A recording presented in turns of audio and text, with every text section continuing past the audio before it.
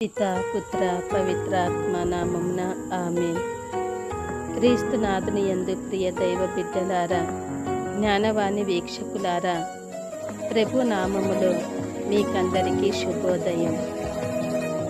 ఈనాడు తల్లి తిరుసభ పునీత మ్యాక్సిమిలియన్ కోల్బే గారి యొక్క పండుగను కొనియాడుతూ ఉన్నది.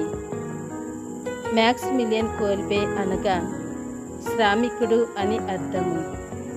వీరు పోలాండ్ దేశములో 1894 సంవత్సరములో జనవరి 8న జన్మించారు.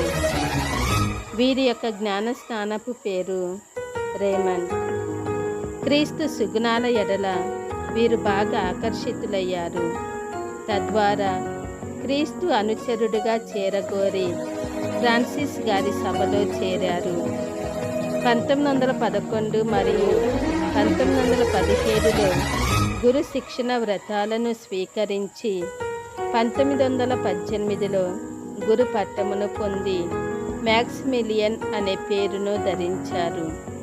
వీరికి మరియమాత పట్ల అపారమైన భక్తి, నమ్మకం, విశ్వాసం కలదు. ఆ యొక్క విశ్వాసాన్ని వెదజల్లటానికి నిష్కలంక మరియమాత దళమును అనేక దేశాలలో నెలకొల్పారు. జన్మ పాప రహితోద్భవి పేరిట ఓ మాస పత్రికను ఏర్పాటు చేశారు. 1927వ సంవత్సరంలో నిర్మల మాత అనే అర్థం వచ్చే సభను ఏర్పాటు చేశారు. ఈ సభ ఇండియా, జపాను దేశాలలో విరివిగా విస్తరించినది.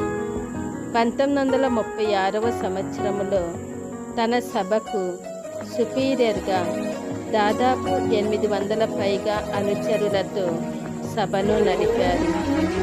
1941వ సంవత్సరంలో జర్మన్ వారు వీరిపై దండెత్తి పోలాండ్ను ఆక్రమించారు. అందులో భాగముగానే మ్యాక్సిమిలియన్ గారు కూడా చెరసాలలో వేయబడ్డారు. అయితే ఇక్కడ ఒక గొప్ప సంఘటన జరిగినది. ఏమిటంటే, నాజీలకు బందీలుగా ఉన్న ఒక వ్యక్తికి శిక్ష పడటం మ్యాక్సిమిలియన్ గారిని బాగా కలచివేసింది. తద్వారా ఆ వ్యక్తిని విడిపించడం కోసం తాను శిక్షకు గురయ్యాడు. అనేక బాధలు పొంది 1941 ఆగస్టు 14న ధన్య మరణం పొందారు. 1982 సంవత్సరంలో అక్టోబర్ 10వ తారీఖున పరిశుద్ధ 2వ జాన్ పాల్ పాపు గారిచే పునీత పట్టమును పొందారు.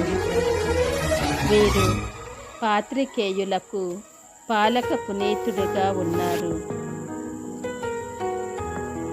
పునీత మ్యాక్సిమిలియన్ కోల్బే గారి యొక్క ప్రార్థన సహాయము వలన దేవాది దేవుడు మనందరినీ దీవించి ఆశీర్వదించాలని, మన కుటుంబాలను, మన సంఘాలను బలపరచమని, పునీత మ్యాక్సిమిలియన్ కోల్బే గారి యొక్క ప్రార్థన సహాయము నిరంతరం మనకు తోడుగా ఉండాలని ఈనాడు ప్రత్యేకముగా ఆ యొక్క పాలక పునీతుని ద్వారా ఆ దేవాది దేవుణ్ణి ప్రార్థించుకుందాము.